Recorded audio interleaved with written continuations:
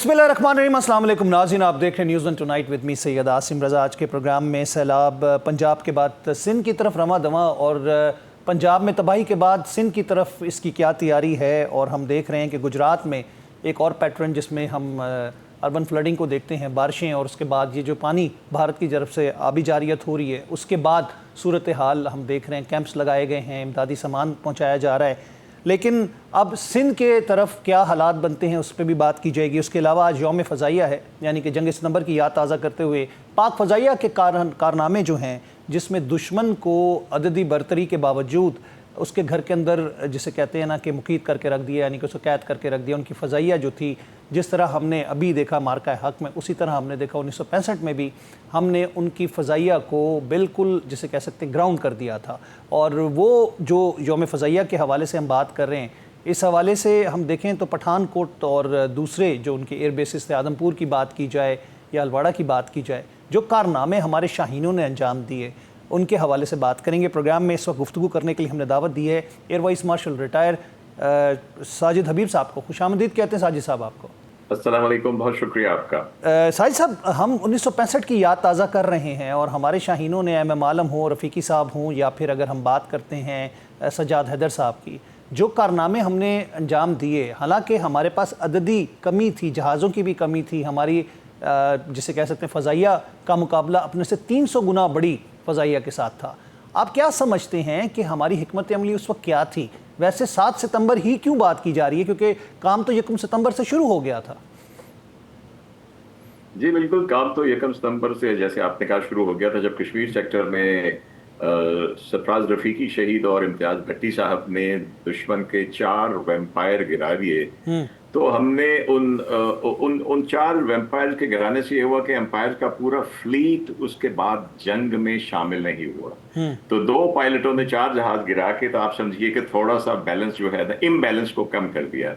तो दिन का आगाज तो वहां से हो गया था। उसके बाद एक और वो 3 तारीख को जो एक वाकया हुआ था, वो शायद आपके जहन में है कि नहीं, जब उनका एक नैट, जिसको उनके नैट स्क्वाड्रन के स्क्वाड्रन लीडर्स ब्रिजपाल सिकंद उड़ा रहे थे, उन्होंने हमारे एरिया में घुसने की कोशिश की। तो फ्लाइट लेफ्टिनेंट उस वक्त हकीमुल्लाह साहब, जो बाद में एयर चीफ बने, वो स्टार फाइटर 104 के ऊपर उन्होंने उसके गिर्द 2 चक्कर लगाए।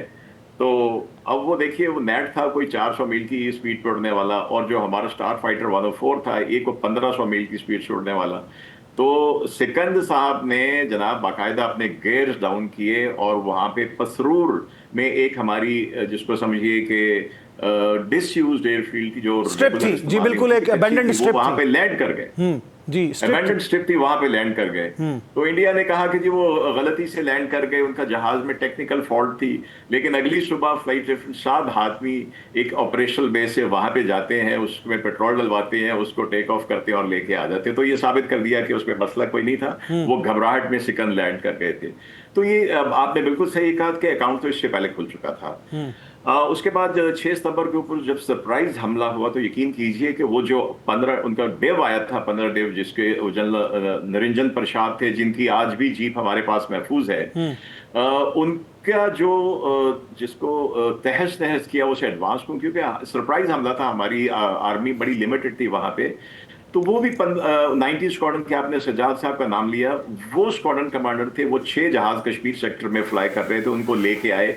आर्मी की कॉल गई कि हमला हो गया है, एयरफोर्स ने रिस्पॉन्ड किया और उन 6 जहाजों ने, जिसको कहते हैं कि 20 मिनट तक उनके पूरे आर्मड डिव के पर्च से उड़ा दिए। और इतनी देर में हमारी आर्मी पहुंच गई और फिर उन्होंने अपने मोर्चे जो है वो संभाल लिए। तो आगाज तो हो गया था, 6 सितंबर को भी हो गया। उसके बाद बहुत ही देखिए, जंग में जाने जाती हैं, दोनों साइड से जाती हैं। शहादत हुई, एक 3 की फॉर्मेशन थी, जिसमें सरफराज चौधरी थे, सरफराज रफीकी शहीद थे और यूनुस शहीद थे। सरफराज साहब अपने फॉर्मेशन को, हालांकि by all rules of aerial warfare, अगर आपकी गन जैम हो जाए आप छोड़ के आ सकते हैं, उन्होंने अपनी टीम को छोड़ना गवारा नहीं किया। उनके ऊपर कोई 3 से 4 उनके नैट्स और हंटर पड़ गए और उन्होंने शहादत पाई। और ये एक ऐसा वाकया था जिसको मैं कहता हूं कि हमारे जो एम आलम साहब जैसे बताते थे कि उनके पायलटों, हमारे पायलटों का जज्बा ये हो गया कि हमने इसका बदला लेना है। और फिर 7 सितंबर को सज्जाद हैदर साहब ने जो पठानकोट की स्ट्राइक की और उसके बाद जो एम आलम ने किया, वो तारीख है, वो दुनिया जानती है। और उसमें उनके 20 मिनट तक तकरीबन उनके पठानकोट के एयरपोर्ट के उनके एयरबेस के ऊपर हमले किए, उनके बेतहाशा जहाज ग्राउंड पे।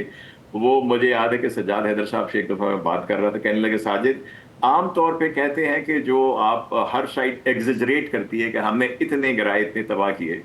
कहते हैं बहुत अरसे के बाद उनकी मुलाकात किसी और मुल्क में, वो एज ए मिलिट्री अटैची गए हुए थे या कोर्स पे गए हुए थे, तो अपने भारतीय काउंटर पार्ट से हुई, वो बहुत जंग के 65 के बहुत बाद। तो कहने लगे, वो मुझे कहने लगा कि ये वाहिद पठानकोट स्ट्राइक है जिसमें आपके क्लेम कम थे और नुकसानात हमारे ज्यादा। अच्छा, इसमें एक चीज़ ये भी आती है साजिद साहब कि आप पठानकोट स्ट्राइक की बात करें, हम हुलवाड़ा की भी बात करें, आदमपुर की भी बात करें, हमने जिसे कहते हैं ना फ़ज़ाई बर्तरी हासिल कर ली थी।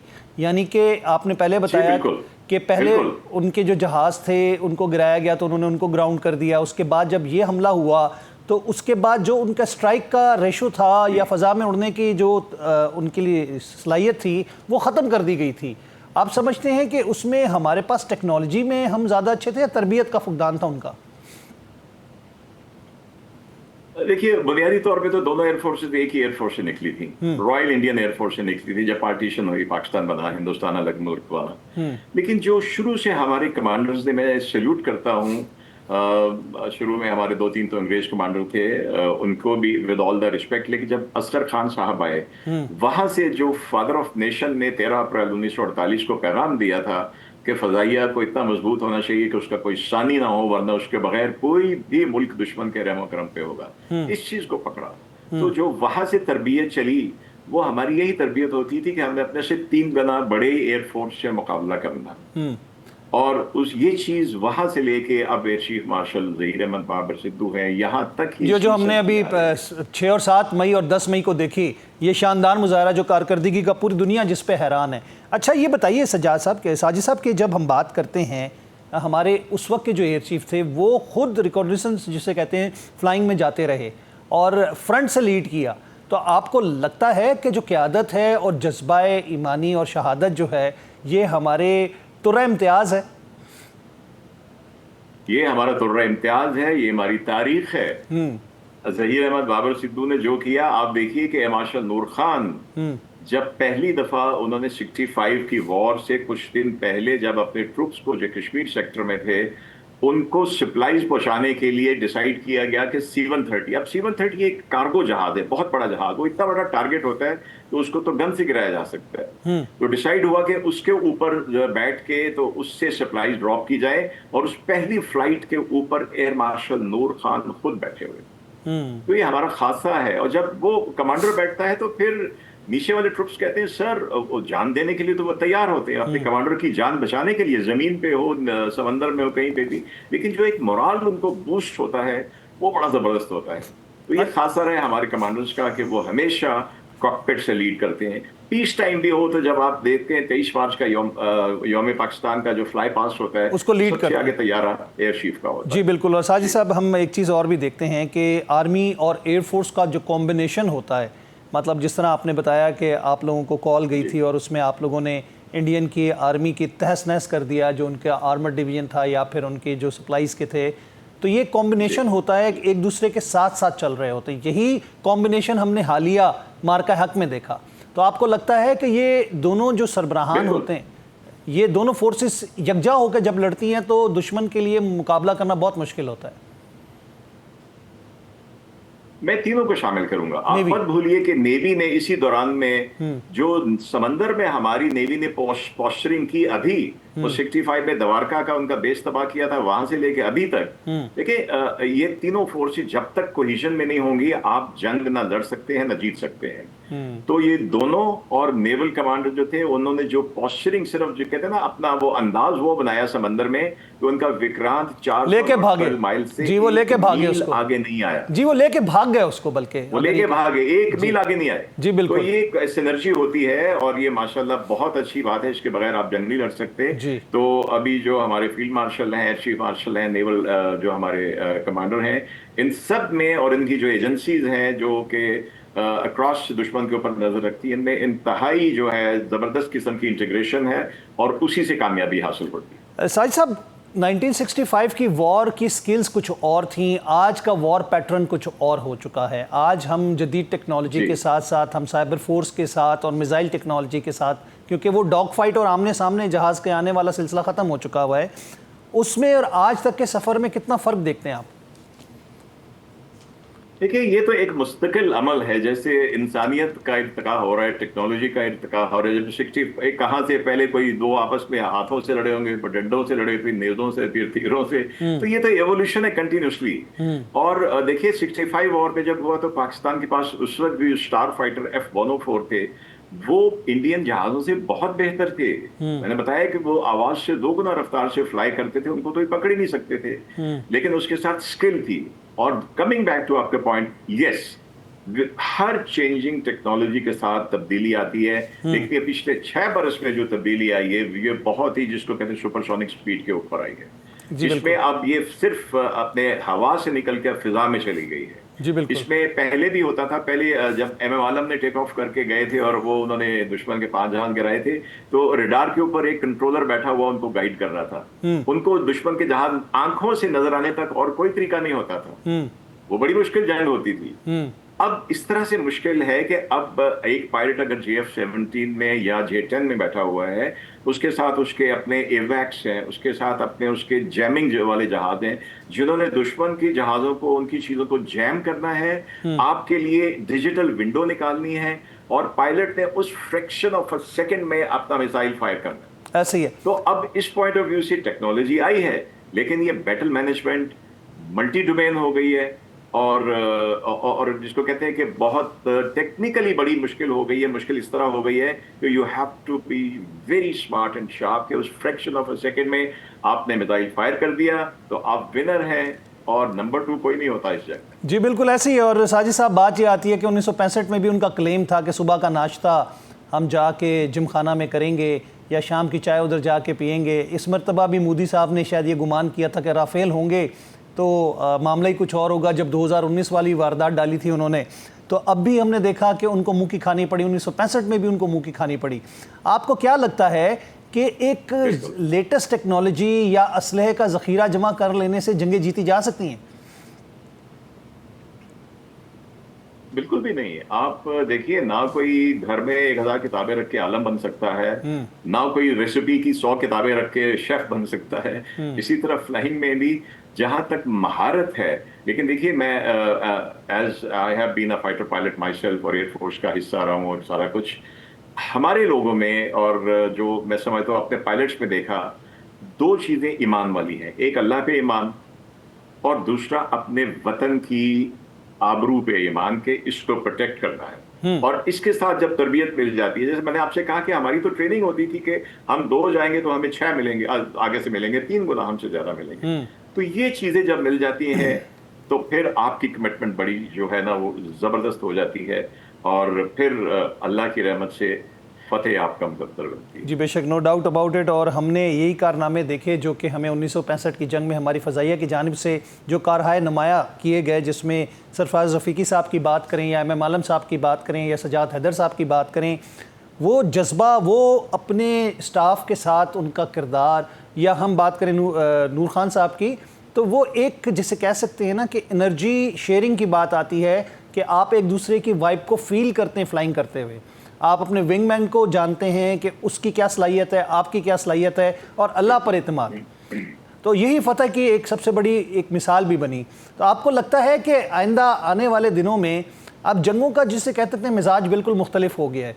साजिद साहब, मैं चाहूँगा कि हम ये देखने वालों को बताएं कि पाकिस्तान के जो फाइटर पायलट्स हैं, उनके अंदर जो सलाहियत है वो दुनिया में दूसरे किसी पायलट के अंदर नहीं नज़र आती। क्योंकि जिस तरह हमने अभी राफेल को गिराया और जितना उनके जहाज़ों का नुकसान किया, 7 जहाज़ गिराए, और उनकी बेसिस पे खड़े हुए उनका जो हमने हशर नशर किया, तो उसके बाद तो दुनिया इस चीज़ को तस्लीम कर रही है।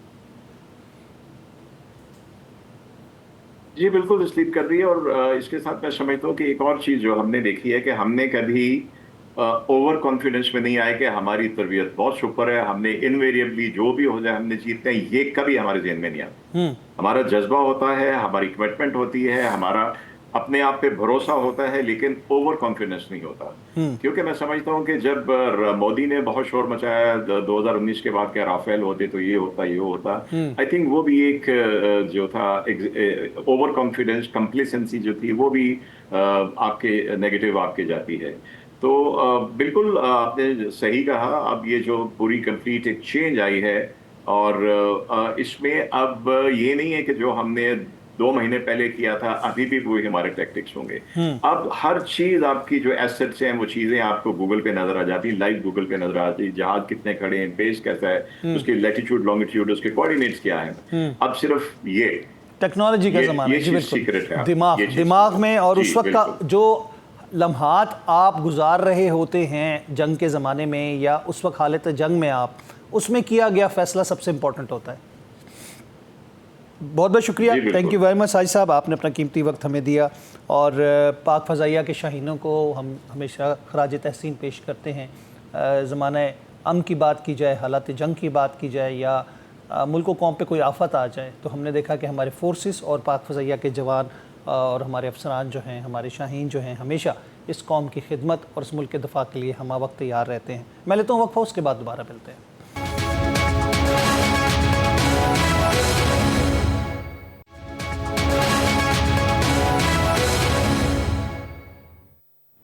वेलकम बैक नाज़रीन, एक दफ़ा फिर खुशामदीद कहेंगे आपको न्यूज़ वन टुनाइट में।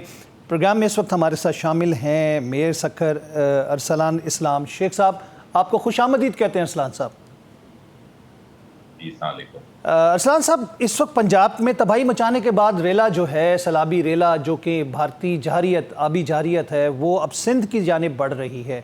हमने 2010, 11, 21 और 22 के जो सैलाब थे वो भी देखे।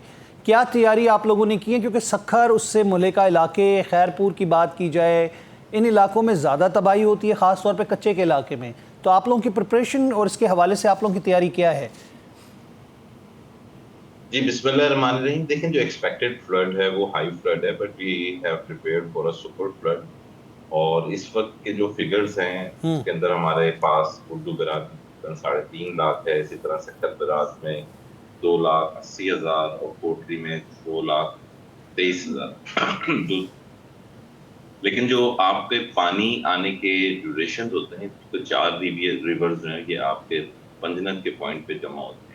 तो इसमें से इनको अल्हम्दुलिल्लाह ये जरूर एडवांटेज हुआ कि हमें थोड़ी प्रिपरेशन के लिए एक्सेस टाइम मिल गया, एक्स्ट्रा टाइम मिल गया। प्लस जो रावी और सुतलज पे इस वक्त करंट है वो 1,91,000 क्यूसेक, और जो चेलम और जनाब से आ रहा है वो 5,43,000 क्यूसेक। इसमें डेफिनेटली लॉसेस भी होंगे। तो ये 2 डिफरेंट एपिसोड्स में आ रहा है। लेकिन इस वक्त हमारा जो की कंसर्न अभी रिसेंट डेवलप हुआ है वो ये कि जो मेट्रोलॉजिकल डिपार्टमेंट और एनडीएमए की तरफ से रेन फोरकास्ट जो जी, अर्बन फ्लडिंग के भी खतरात हैं।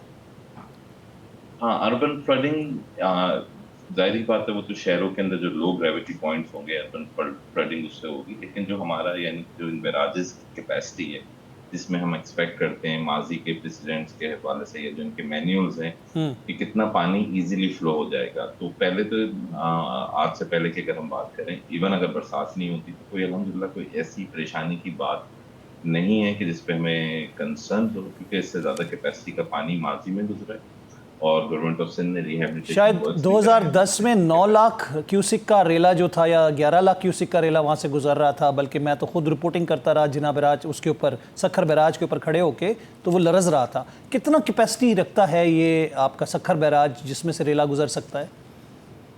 लेकिन 9,60,000 की कैपेसिटी है। वैसे इसकी कैपेसिटी ज्यादा है, लेकिन क्योंकि इसके जो गेट्स हैं उनकी वर्ल्ड बैंक के एक रिहैबिलिटेशन प्रोग्राम के तहत इनकी ड्यूरेशन होती है कि गेट्स चेंज कर रहे होते हैं।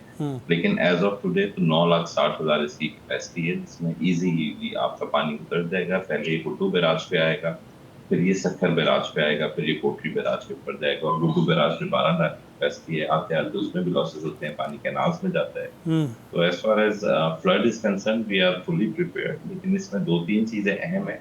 सबसे अहम चीज तो ये है कि एक रिवर बैंक्स हैं, रिवर बैंक्स के ऊपर हर साल फ्लड, जब जिसको हम हाई फ्लड नहीं कहते, मीडियम फ्लड नहीं कहते, तब भी पानी आता है। लोगों की एक बड़ी स्टैंडर्ड प्रैक्टिस है सालों साल से, बड़े स्ट्रॉन्ग प्रेसिडेंट्स हैं, 40-50 साल से यानी ये सिलसिला चलता आ रहा है कि वो लोग अपनी नकल मकानी करते हैं और उसके साथ जो उनकी क्रॉप्स होती हैं उसको भी वो पानी जो है वो सपोर्ट करता है, क्योंकि वो क्रॉप्स ही वो कल्टीवेट करते हैं which is supported with the flood water. लेकिन डेफिनेटली प्रॉब्लम उस सूरत में आता है जब अल्लाह ना करे आपकी कोई इन्वेस्टमेंट, कोई आपका बंद, अल्लाह ना करे वो टूट जाए और दूसरे एरिया जो आपके देहात हैं या आपके शहरी इलाके हैं उस तरफ ये पानी चला जाए, तो उसमें हमारा थोड़ा सा कंसर्न डेफिनेटली है। लेकिन उसकी भी सर्वेलियंस के लिए, इसको जिस तरह पुलिस में थाना और वो चौकी कहते हैं, तो लांडीज कहते हैं इरिगेशन लैंग्वेज में। हर एक माइल के ऊपर जो है वो 4 लांडीज क्रिएट किए गए हैं, जिसमें 32 लोग जो है उसकी सुपरविजन कर रहे हैं कि कोई भी ऐसा अगर वीक पॉइंट फर्दर आइडेंटिफाइड होता है, जो माजी के अंदर वीक पॉइंट्स थे या जो आइडेंटिफाइड थे, उन सब के ऊपर स्ट्रेंथनिंग का काम, उनकी रिहेबिलिटेशन का काम ना से स्टार्ट किया गया, कंप्लीट किया गया। लेकिन अभी भी 12 पॉइंट्स ऐसे हैं जिसके ऊपर थोड़े कंसर्न है, but government of Sindh is doing their work और अल्लाह करेगा कि इंशाल्लाह ताला कोई ऐसी अरसलान साहब, हमने कच्चे के इलाके का बड़ा सुना है, क्योंकि हमने खुद भी विजिट किया था उस एरिया का, कि वहाँ से इनखला लोगों का जो होता है वो बहुत, क्योंकि सबसे ज़्यादा जो डैमेज होता है एरिया वो कच्चे का इलाका होता है।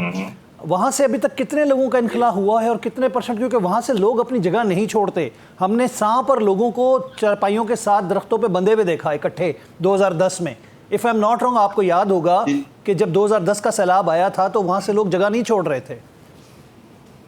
जी बिल्कुल, आप ठीक फरमा रहे हैं। लेकिन मैंने यही आपको बताया कि ये जो कच्चे के लोग हैं इनकी एक बड़ी हर साल, यानी जब आपका नॉर्मल पानी भी होता है, क्योंकि जाहिर बात है जो दरिया के साथ किनारे पे उसके नीचे अगर आप बैठे हुए हैं तो वहां पे तो पानी आना ही आना है, तो इनकी ये स्टैंडर्ड प्रैक्टिस है। लेकिन हमने एक बड़ा, हमें 2022 में एक बड़ा वर्स्ट एक्सपीरियंस रहा, तो बस बैकग्राउंड आपको देने का पर्पस ये था ताकि लोगों को इसकी तमाम तर जो एक्चुअल रियलिटीज हैं वो नॉलेज भी हो। और हमने पूरा डेटा 2022 के सैलाब के बाद और अभी जो करंट स्पेकुलेशंस कह रहे हैं या प्रेडिक्शंस कह रहे हैं उसके बेसिस पे तो टोटल डिस्ट्रिक्ट्स हैं वो 15 एट स्टेक हैं, जिसकी पॉपुलेशन बनती है तकरीबन 1.6 मिलियन।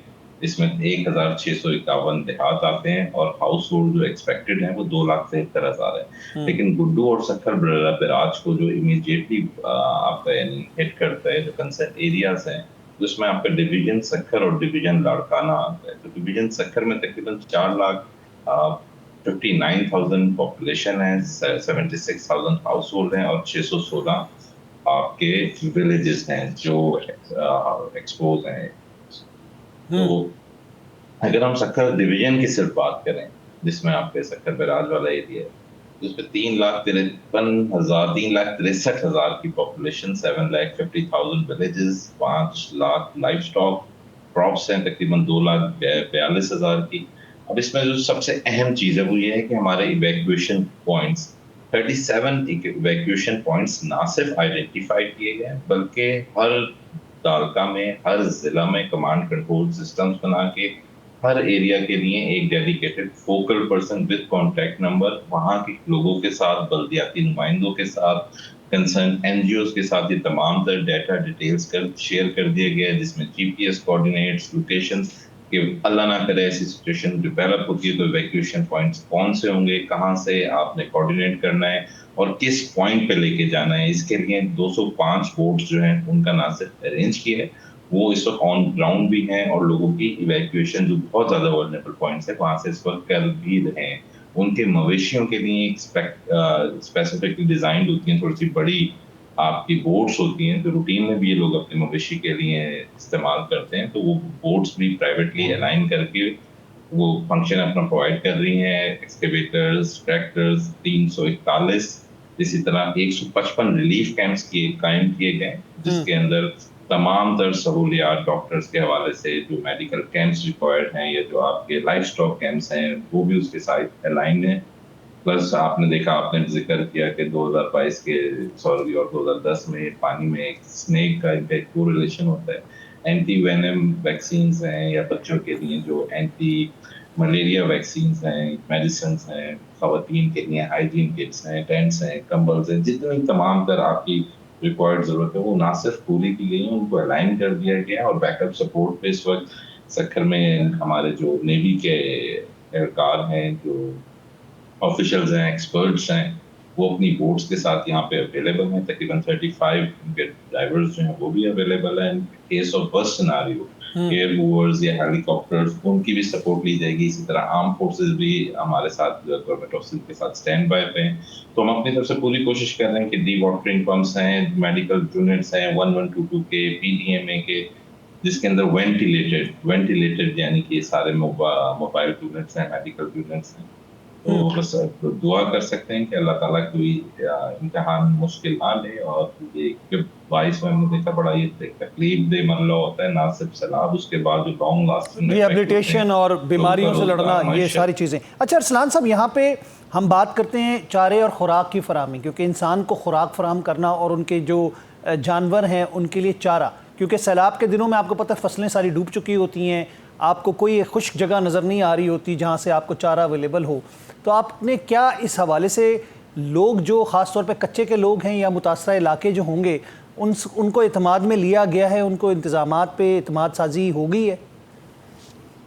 देखिए, मैंने आपको इसीलिए थोड़ा सा बैकग्राउंड दिया कि जो कच्चे के लोग हैं ना, ये अपने मवेशी के चारे का और इन चीज़ों का ये आज से 30-40 सालों से चल रहा है सिलसिला, इंतज़ाम करते हैं। और जो गवर्नमेंट सपोर्ट रिक्वायर्ड है, गवर्नमेंट हमेशा उनको सपोर्ट करती है, तो उस तरफ से हमें इतनी ज़्यादा कंसर्न नहीं है। लेकिन अगर कच्चे के अलावा जो एरियाज रिवर बैंक्स के साथ दूसरे एरियाज है, कोई कच्चे वाले बंद के साथ यानी बैठे हुए हैं, कि अल्लाह ना करे कोई इम्पैक्टमेंट या बंद को डैमेज होता है, और उन विलेजेस के अंदर जहाँ पे ये स्टैंडर्ड प्रैक्टिस नहीं है या जहाँ पे जो क्रॉप्स हैं वो डिफरेंट हैं रादर देन कच्चे वाले जो इस पानी को सस्टेन कर लेती हैं, तो उसमें डेफिनेटली डिजास्टर में नुकसान होता है। और चाहे उसमें फिर मवेशी हो या उनके जो चारा हो, नुकसान होगा। लेकिन हुकूमत सिंध की अव्वलीन तरजीह है कि इन लोगों की जान, इनके मवेशी, इनके माशी ज़राअत का जो सिलसिला है उसको प्रोटेक्ट कर सके। और हमें उम्मीद है जी, वज़ीर आला साहब की आज प्रेस कॉन्फ्रेंस भी इसी हवाले से ब्रीफिंग थी। मुझे ये बताइएगा अरसलान साहब, सबसे बड़ी दिक्कत यानी कि सबसे बड़ी डिफ़िकल्टी इस तमाम सिनेरियो में आपको क्या फील हो रही है, जिस पे काबू पाना बहुत ज़रूरी है? देखिए, सबसे बड़ी दिक्कत तो मैं नहीं कहूँगा, लेकिन सबसे इम्पोर्टेंट चीज़ जो है वो ये है कि टाइमली कोऑर्डिनेशन, एक इफेक्टिव इम्प्लीमेंटेशन मैकेनिज्म और आपका यानी विदाउट पैनिक फोकस रहना। अक्सर यहाँ पे सोशल मीडिया पे आप भी देखते होंगे कि जी टेंट्स नहीं सप्लाई हुए अब तक। उनकी भी पर्पस यही है कि हम ये नहीं चाहते कि लोगों के अंदर किसी किस्म का पैनिक क्रिएट हो और जो आपका एक्चुअल फोकस है वो कहीं और डाइवर्ट हो जाए, क्योंकि जो भी ह्यूमन रिसोर्स है, ये जो इंतजामिया है, तो वो लिमिटेड, पॉपुलेशन जो है वो आपकी बहुत ज़्यादा है। तो हमें सबसे ज़्यादा ये है कि लोगों तक ये इन्फॉर्मेशन, जिस तरह हमने आपसे कहा, मैं आपसे शेयर भी कर लेता हूँ कि जीपीएस कोऑर्डिनेट्स कंसर्न लोगों के taluka wise, UC wise, ward wise, एक जगह के फोकल पर्सन नंबर जो है वो हमने किए हुए। थोड़ी परेशानी हाँ मैं ज़रूर कहूँगा, आई एम सॉरी टू से, बट इट्स अ फैक्ट कि जो हमारा मेट्रोलॉजिकल डिपार्टमेंट की तरफ से प्रेडिक्शंस आती हैं वो जो है ग्राउंड रियलिटी के साथ मैच नहीं करती।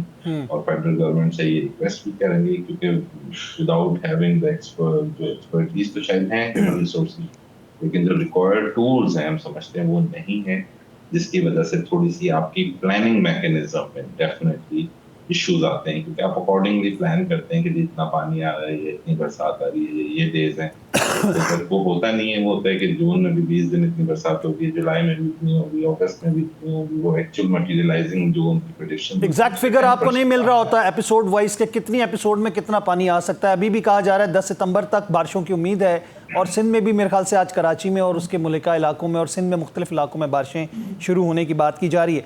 लेकिन एक चीज़ ये बताइएगा, जो सबसे टेक्निकल पॉइंट है, आप लोग कितना पानी एक्सपेक्ट कर रहे हैं इस रेले में? क्योंकि बहुत सारा पानी जो है डेफिनेटली जब ब्रीच हुआ तो वो फैल गया, तो वो जो रेले थे उनके अंदर वो सकत या उसके अंदर उतना वो मैग्नीट्यूड या उसकी वो पावर कम होती गई, यानी कि पानी की क्वांटिटी कम होती गई है। आप क्या समझ रहे हैं कि पंजनत के बाद जो गुद्दू बैराज पे या सखर बैराज में पानी आएगा वो कितना होगा? देखें, अगर आज से पहले हम बात करें तो to be honest we were expecting less than 7 lakh cusec, जिसको आप अप्रॉक्सीमेटली 5 से 6 लाख क्यूसेक। आज नहीं, आज की जो अपडेट है इसके अंदर जो है वो अपेरेंटली ट्रिमू पे और पंजनत पे, बेसिकली ट्रिमू बैराज पे पानी आता है, फिर ये पंजनत के ऊपर जमा होता है चालू दरिया का, फिर ये गुड्डू बैराज के ऊपर आता है। तो आज के जो फिगर्स हैं वो अनएक्सपेक्टेडली थोड़े नहीं, काफी हाई फिगर्स आए हैं, तो अभी इस वक्त हम एक्सपेक्ट कर रहे हैं कि 7, 7.5, 8 लाख, 8.5 लाख इसके लेवल पे 9 सितंबर इज द की डेट। वैसे तो 6 सितंबर थी, लेकिन 6 सितंबर वाला जो पीक है वो हमने देखा, आपने भी देखा कि अल्हम्दुलिल्लाह सिंध में सुकून से और बगैर किसी परेशानी के गुजर रहा है, और अल्लाह करे कि गुजरेगा। लेकिन जो आज के मैं आपको फिगर्स बता रहा हूँ, इसके बाद जो रेज आया है, तो अब ये 9 सितंबर will be the key date जो आपके ये गुड्डू विराज के ऊपर पीक आएगा, जिसकी एक्सपेक्टेशन 7 से 8 लाख या 8.5 लाख, इससे ज्यादा नहीं है। लेकिन हम तैयारी 9, 9.5, 10 लाख सुपर फ्लड की अपने तौर पर कर रहे हैं। अच्छा अरसलान साहब, एक और बहुत बड़ा इशू था जो माजी भी हम देखते हैं, जो पुश्ते हैं जो दरियाओं के किनारे आबादियों से मुल्हिका इलाकों में जाने वाले पानी के रास्ते थे, वहाँ पे पुश्ते बनाए गए थे, वो टूट जाते हैं। तो उसके लिए आप लोगों के पास तो खातिर खा वक्त है, तो आप लोगों ने कहीं इसका इंतज़ाम किया कि उनको मजबूत किया जाए? जी बिल्कुल, असल में बहुत सारे आपके काम होते हैं जो नजर आते हैं, ब्रिजेस, लाइटें, रोशनी, लेकिन असल काम जो होता है आपके ड्रेनेज के, वाटर सप्लाई के, इसी तरह इरिगेशन सिस्टम के, मोर देन 1000 माइल्स पे इनकी इम्बैंकमेंट्स और कैनाल सिस्टम है इरिगेशन डिपार्टमेंट का, और बहुत सारे एरियाज ऐसे हैं जो 3 लाख क्यूसेक का पानी का फ्लो भी बर्दाश्त नहीं कर पाते थे और वो एरियाज डूब जाते थे। अभी रिसेंटली अगस्त में ही 5 लाख क्यूसेक वहां से फ्लो किया गया, तो उन तमाम तर इम्बैंकमेंट्स को वर्ल्ड बैंक का भी एक प्रोजेक्ट इसमें सैयद मुराद अली शाह साहब का और जो जाम खान शोरो साहब हैं उनका बड़ा रोल है, खासकर चेयरमैन बिलावल भुट्टो जरदारी साहब का। ये फ्लड रिहैबिलिटेशन इरिगेशन प्रोग्राम ना सिर्फ मंजूर कर रहा है, उसका जो मेजॉरिटी मेन कंपोनेंट्स है उनको कंप्लीट कराया गया है। तो इसी वजह से आज हुकूमत सिंध इस चीज के से कंफर्टेबली तो नहीं कहेंगे, लेकिन यह है कि अपनी तैयारी मुकम्मल की जो बात कर रही है, एक दिन या 2 दिन की तैयारी नहीं है, सालों साल की तैयारी है, जिसकी बेसिस पे हम कह रहे हैं कि हमने अल्हम्दुलिल्लाह अपनी 100% तैयारियां मुकम्मल की। हमारे 3 मरहले होते हैं। रेस्क्यू तो चलें, हमने पहले इनखला कर लिया, और रेस्क्यू का अल्लाह ना करे कि ऐसी नौबत आए कि उसके ऊपर हम जाएं, लेकिन रिहैबिलिटेशन और उनकी बहाली के बाद उनको आबाद करना, अभी हमने 2022 के घरों की जो तामीरात थी, जो बिलावल भुट्टो जरदारी और सिंध हुकूमत ने वादा किया था, वो चल रहा है। तो आप क्या समझते हैं कि जो रिहैबिलिटेशन का मरहला होता है वो बड़ा मुश्किल होता है लोगों को उनके घरों तक उनकी आबादकारी वापस करना, वो कैसे मुकम्मल करेंगे आप लोग? जी बिल्कुल, एक अंडर डेवलप्ड कंट्री है पाकिस्तान, और वही मैंने आपको प्रोग्राम भी स्टार्ट किया कि 2022 में हमारा एक बड़ा फर्स्ट एक्सपीरियंस हुआ, thanks to chairman Peoples Party Bilawal Bhutto Zardari साहब, who coordinated with the United Nations, foreign donors, federal government, और ये 21 लाख करोड़ का मंसूबा जो पूरी दुनिया का एक सबसे बड़ा आपका हाउसिंग मंसूबा है, जिसको सिंध पीपल्स हाउसिंग फाउंडेशन एग्जीक्यूट और इम्प्लीमेंट कर रहे हैं। तो उसका इस वक्त तक if I am not wrong 45% component पूरा हो गया, तकरीबन 8 लाख घर बन चुके हैं, और ये बनाना करना, इनके लिए फाइनेंशियल रिसोर्सेज अरेंज करना, वो डेफिनेटली एक बहुत मुश्किल इशू होता है। लेकिन हमारी इस वक्त जो प्राइम कोशिश है वो ये है कि ये डिवेस्टेशन, ये डैमेजेस ना हो, लोगों की जान, लोगों के मवेशी, लोगों के जो क्रॉप्स हैं, एग्रीकल्चर लैंड है, हम उनको प्रोटेक्ट कर सकें, और इंशाल्लाह अल्लाह ताला हमारी मदद करेगा। आमीन आमीन आमीन। अरसलान साहब, बात आती है कि जब हम नुकसानात का तखमीना या अंदाज़ा लगाते हैं, हम अपने पाकिस्तान के अंदर जो चीज़ों के हवाले से जो फूड बास्केट की बात की जाती है, चाहे पंजाब हो, सिंध हो, KPK हो, हमेशा हमने देखा है कि सैलाब के इन हालात की वजह से, क्योंकि इस दफ़ा तो वेदर पैटर्न ही डिफरेंट आए हैं कि जिसकी वजह से मुख्तलिफ़ किस्म की आफात हम देख रहे हैं, जिसमें क्लाउड बस्ट भी है, अर्बन फ्लडिंग भी है, उसके बाद फ्लड भी आ गया जो कि भारत की आबी जारियत है।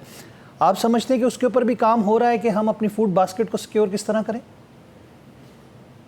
देखें, वक्त की ज़रूरत है, और ये चीज़ें, ये टॉपिक्स आई थिंक हमें सबको ना सिर्फ रेगुलर बेसिस पे डिस्कस होनी चाहिए, इनकी पॉलिसीज बननी चाहिए। स्पेशली पंजाब जो पाकिस्तान का सबसे बड़ा सूबा है, और ज़राअत के हिसाब से जो उनकी लैंड की फर्टिलिटी है, एवरेज जो प्रोडक्शन आती है वो दूसरे सूबों से multiply by 4, 6, 8, 10 depends on the crop and the आपकी ज़राअत की ज़मीन है उसके ऊपर।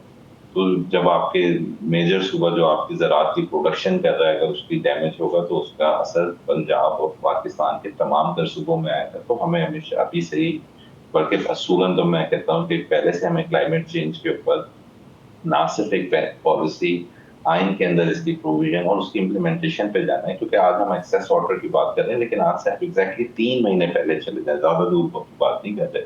तो पाकिस्तान में कहत साली का 30 साल का रिकॉर्ड टूटा। तरबेला 1% पे थी तो मंगला डैम 0% पे थी। आपके पास हम लोगों को, जमींदारों को देने के लिए पानी नहीं था, तो हम एक बड़ी डिफरेंट और डिफिकल्ट सिचुएशन के अंदर है। और आज से तकरीबन 5 साल पहले एक रिपोर्ट पब्लिश हुई थी, तो Pakistan was 13th most water scarce country declared, लेकिन रिसेंट मैंने पढ़ रहा था 5-6 महीने पुरानी बात है, इट वाज ऑन नंबर 3। तो हमें अपने पानी के सिस्टम को एफिशिएंट बनाने के लिए गवर्नमेंट्स को, पब्लिक को, सबको मिलकर काम करना पड़ेगा। इस क्लाइमेट चेंज के लिए जो इश्यूज हैं, चाहे वो अफोरेस्टेशन से रिलेटेड हैं या जो पॉल्यूशन से रिलेटेड हैं, इलेक्ट्रिक व्हीकल्स पे शिफ्टिंग की रिक्वायरमेंट है, और जो ये बंद पे या रिवर के नेचुरल फ्लो के ऊपर या रेन वाटर ग्रेविटी पॉन्ड्स के ऊपर जो लोग ने आबादी की हुई है, ये भी पाकिस्तान के लोग हैं। एक इनमें बिल्डर माफिया है, कब्जा माफिया है, एक गरीब आदमी है, वो कहाँ जाए। तो ये एक पूरी कॉम्प्रिहेंसिव डिटेल पॉलिसी बनने की जरूरत है नेशनल सतह पे, चारों सूबों के साथ कंसेंसस बेस्ड, कि किस तरीके से आपने वाटर स्टोर करना है, किस तरीके से उसकी एफिशिएंसी को आपने इंश्योर करना है, किस तरीके से उसकी यूटिलाइजेशन करनी है, प्लस क्लाइमेट को आपने किस तरीके से उसके साथ अलाइन करना है कि वो आपको सप्लीमेंट करे, rather than law of nature आपसे अपना हिसाब किताब पूरा करे, जो आज की तारीख में हमारे साथ हो रहा है। बहुत बहुत शुक्रिया अरसलान साहब, थैंक यू वेरी मच। आपने अपना कीमती वक्त हमें दिया, अपनी राय से हमें आगाह किया, और सिंध हुकूमत की तैयारियों के हवाले से, और ख़ास तौर पे स्पेशली हम सक्खर बैराज की जब बात करते हैं, सक्खर की बात करते हैं, कच्चे के इलाके की बात करते हैं, तो ये सबसे ज़्यादा मुतासिर होने वाले जगह हैं जिनके ऊपर बात की जा रही है, और वहाँ की तैयारी जो है वो बहुत इंपॉर्टेंट है। हम लेंगे यहाँ पे वक्फा, उसके बाद दोबारा मिलते हैं।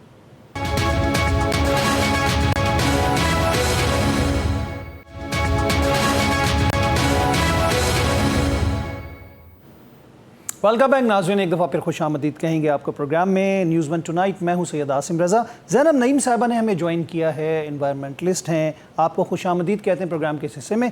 ज़ैनब साहिबा, ये बताइएगा कि इस वक्त जो मौसमी सूरत हाल हम देख रहे हैं, मतलब ये 10 सितंबर तक तो कहा जा रहा है कि बारिशें और सिलसिला चलता रहेगा, लेकिन अजीब व गरीब बात यह है कि इसमें मुख्तलिफ़ जगहों पर हम क्लाउड बर्स्ट भी देख रहे हैं, एक्स्ट्रॉर्डनरी रेंज, क्योंकि रेंज का तो कहा गया था ज़्यादा होंगी, लेकिन कितनी ज़्यादा होंगी एग्जैक्ट फिगर नहीं बताया जाता। अभी अरसलान इस्लाम शेख साहब से भी हमारी बात हुई है, तो वो सिंध के जो मेयर हैं, उन्होंने कहा हमें शिकवा है महकमा मौसमियात से कि वो हमें एग्जैक्टली प्रिसाइज्ड इंफॉर्मेशन नहीं देते मौसम की। तो ये 3 सिस्टम्स आपको नज़र आ रहे हैं जो इस वक्त जनरेट हुए हैं पाकिस्तान में। इसके पीछे सबसे बड़ी वजह यह है कि इस दफा अगस्त के महीने में जो टेम्परेचर है पाकिस्तान में वो अबव नॉर्मल है, यानी ज्यादा रिकॉर्ड हो रहा है, और ज्यादा टेम्परेचर में जो हवा होती है वो अपने अंदर नमी भी ज्यादा होल्ड करती है, 7% ज्यादा नमी होल्ड करती है। तो जब नमी ज्यादा होती है और फिर आपका मानसून का स्पेल अभी 15 सितंबर तक है, तो उसकी वजह से कहीं भी इंटेंस रेनफॉल या शदीद बारिशें एक्सपेक्टेड होती हैं। ये एक प्रोसेस होता है, ज्यादा नमी, ज्यादा गर्मी और ज्यादा तेज बारिश हो सकती है। ये क्लाइमेट चेंज की वजह से ट्रिगर हुआ है। अब मसला ये है कि महकमा मौसमियात जो है उसकी इतनी ज्यादा कैपेसिटी नहीं है कि वो आपको इतना एक्यूरेट डेटा दे सके। उसके लिए जरूरी है कि महकमा मौसमियात भी जो है वो प्राइवेट सेक्टर के साथ कोलैबोरेट करे, इंटरनेशनल इन्वेस्टमेंट्स इस तरफ डाइवर्ट की जाए ताकि उनकी कैपेसिटीज बिल्ड की जाए। अभी वो आपको यही बता सकते हैं कि बारिशें मुतवक्के हैं, लेकिन क्लाइमेट चेंज एक ऐसा प्रोसेस है, इतना डायनामिक है कि आप एग्जैक्ट नहीं बता सकते क्लाउड बर्स्ट किधर होगा, किधर क्या हो सकता है। लेकिन अभी पूरा मुल्क जो है सैलाबी सूरत हाल से दो चार है, और उसके साथ साथ शदीद बारिशें भी, एक नया सिस्टम एंटर हुआ है, उसकी वजह से राजस्थान साइड से साउथ में प्रिडिक्टेड है, तो अभी साउथ जो है आपका अफेक्ट हो सकता है।